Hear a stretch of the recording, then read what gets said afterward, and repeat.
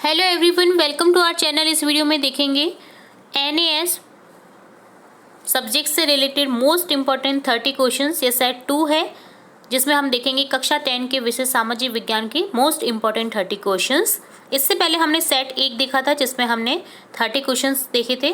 तो अब इस सेट में भी हम टोटली 30 क्वेश्चंस के सॉल्यूशन देखेंगे। तो चलिए फटाफट से स्टार्ट करते हैं। क्वेश्चन फर्स्ट है, किसी क्षेत्र विशेष में निश्चित समयावधि में पाई जाने वाली प्रजातियों की संख्या कहलाती है। तो प्रजातियों की संख्या किसी क्षेत्र विशेष में निश्चित समयावधि में पाई जाने वाली क्या कहलाती है? प्रजातियों की संख्या जो है संख्या वो कहलाती है जैव विविधता। तो यहाँ आंसर ऑप्शन से को करेक्ट कर देना है।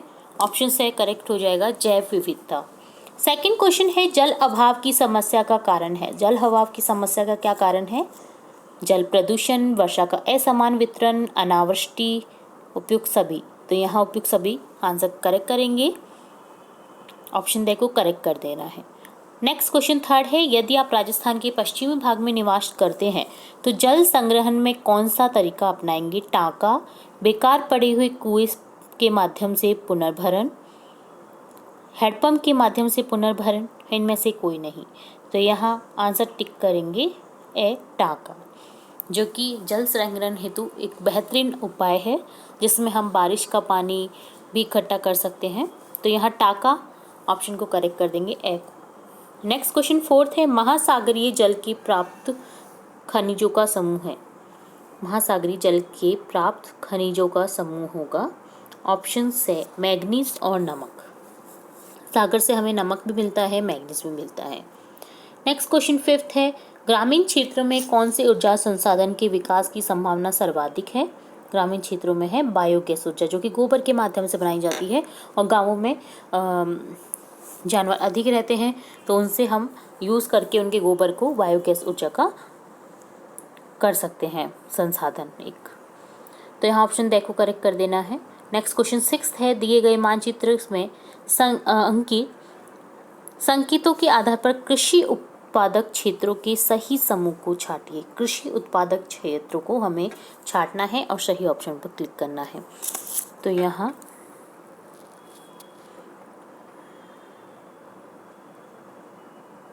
जैसे वर्गाकार शेप में दे रखा है क्षेत्र का है, वर्गाकार जो है वो है मक्का उत्पादक क्षेत्र।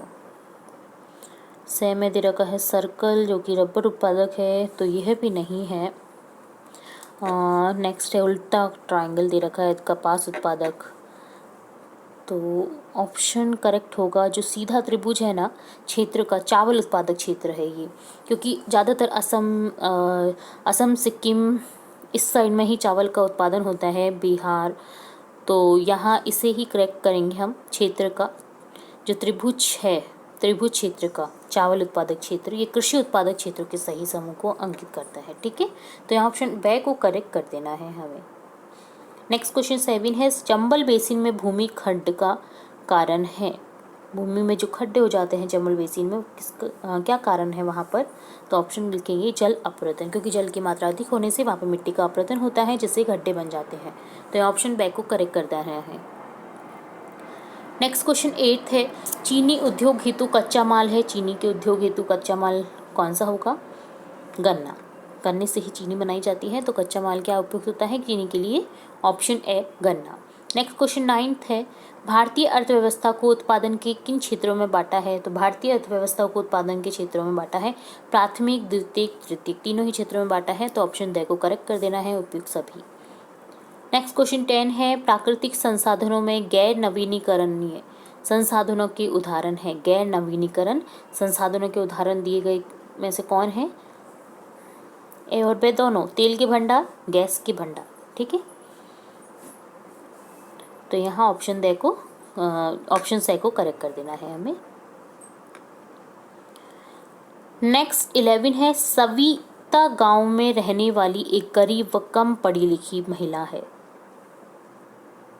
उसके पास ऋण लेने के लिए पर्याप्त कागजात भी नहीं है, अतः उसे ऋण प्राप्त करना चाहिए। तो उसके पास अगर कागजात नहीं है, कम पढ़ी लिखी महिला है, तो वो जो ऋण प्राप्त करना चाहेगी वो किस संस्था से लेना चाहेगी? स्वयं सहायता समूह से। ठीक है, ऑप्शन बी को करेक्ट कर देना है। नेक्स्ट क्वेश्चन 12 है, आपके मित्र ने एक दवा खरीदी जो समाप्ति तारीख एक्सपायरी डेट पार कर चुकी है। इस दवा को खाने से तबीयत और खराब होगी, तो आप उसे शिकायत जो दर्ज कराने हेतु कहाँ जाने की सलाह देंगे? तो इस चीज़ की सलाह जो शिकायत की जाती है वो की जाती है कंज्यूमर कोर्ट में, जिला उपभोक्ता अदालत में। तो यहाँ ऑप्शन सी को करेक्ट कर देना है। नेक्स्ट क्वेश्चन 13 है, बैंक के कार्य हैं। बैंक के क्या कार्य होते हैं? बैंक के कार्य होते हैं जनता से जमा स्वीकार करना और जनता को ऋण देना। ऑप्शन ए और बी दोनों ही सही है, तो यहाँ ऑप्शन सी को करेक्ट कर देना है। नेक्स्ट क्वेश्चन 14 है, विभिन्न देशों के बीच परस्पर संबंध और तीव्र एकीकरण की प्रक्रिया है। तो यहाँ आ जाएगा वैश्वीकरण। नेक्स्ट जो ऑप्शन ए है इसका करेक्ट हो जाएगा।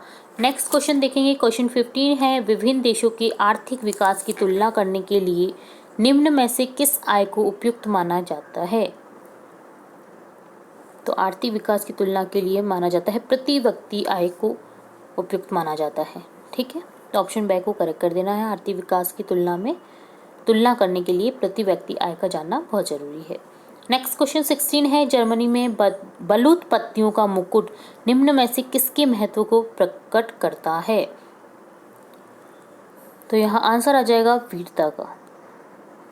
जर्मनी में बलूत पत्तियों का एक मुकुट बनाया जाता है जो किसके महत्व को दर्शाता है? वीरता का। ऑप्शन सी को करेक्ट कर देना है।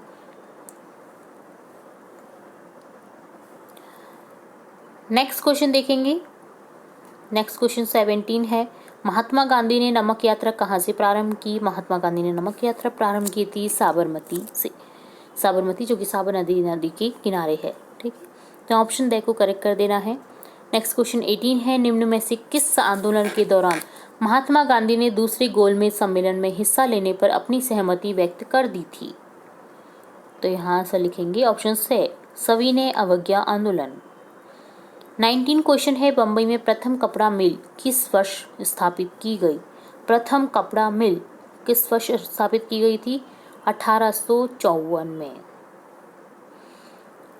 1854 ईस्वी में। तो यहाँ ऑप्शन बी को करेक्ट कर देना है।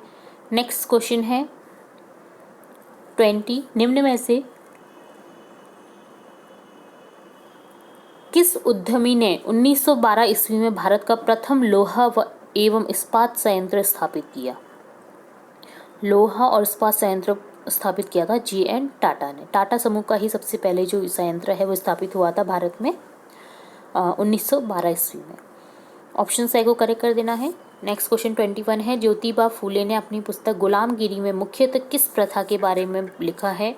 तो यहाँ आंसर करेक्ट हो जाएगा जाति प्रथा। नेक्स्ट क्वेश्चन 22 है, वियना कांग्रेस का आयोजन किस वर्ष हुआ था? तो यहाँ आंसर हो जाएगा ऑप्शन बी 1815 में ईस्वी में वियना कांग्रेस का आयोजन। नेक्स्ट क्वेश्चन 23 है, निम्नांकित रेखाचित्र में 79.8% आबादी भारत की किस धार्मिक समुदाय से संबंधित है? 79.8% आबादी किससे संबंधित है? तो यहाँ यह आबादी संबंधित है हिंदुओं से। ठीक है, नेक्स्ट क्वेश्चन 24 है, सिंहली भाषा किस देश की राजभाषा है? सिंहली भाषा श्रीलंका की है। ठीक है, सिंहली भाषा श्रीलंका की भाषा है। अभी जो एक सिंगर है उसका गाना भी सिंहली भाषा में काफ़ी फेमस हुआ था, मानिके मने हथे। तो यह सिंहली भाषा में ही लिखा गया है। यूहानी जो सिंगर है उसके द्वारा सिंगिंग किया हुआ है। तो यह सिंहली भाषा आपको ध्यान रहना चाहिए कौन सी देश की भाषा है? श्रीलंका। मानिके मने हथे जो कि सिंहली भाषा में लिखा गया है और गाया किसके द्वारा है? सिंगर यूहानी की ओर से। तो यहाँ क्वेश्चन है सिंहली भाषा, ऑप्शन ए को करेक्ट कर देना है, श्रीलंका की। नेक्स्ट क्वेश्चन 25 है, लोकतांत्रिक शासन व्यवस्था में प्रमुख खामी को छांटिए।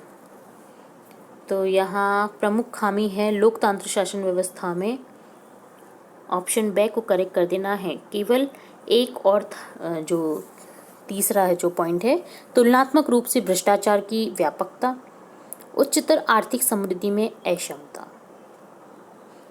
तो यहाँ पे भ्रष्टाचार काफ़ी है इंडिया में, इस वजह से यह लोकतांत्रिक शासन व्यवस्था में एक बहुत बड़ी खामी है, ठीक है। और एक आर्थिक समृद्धि में भी अक्षमता है यहाँ पर। तो ये दोनों ही पॉइंट सही हैं, तो ऑप्शन बे को करेक्ट कर देंगे। नेक्स्ट क्वेश्चन 26 है, बेल्जियम के बहुसंख्यक वर्ग हैं। बेल्जियम में बहुसंख्यक, बहुत ज़्यादा संख्या में कौन सा वर्ग है बेल्जियम में?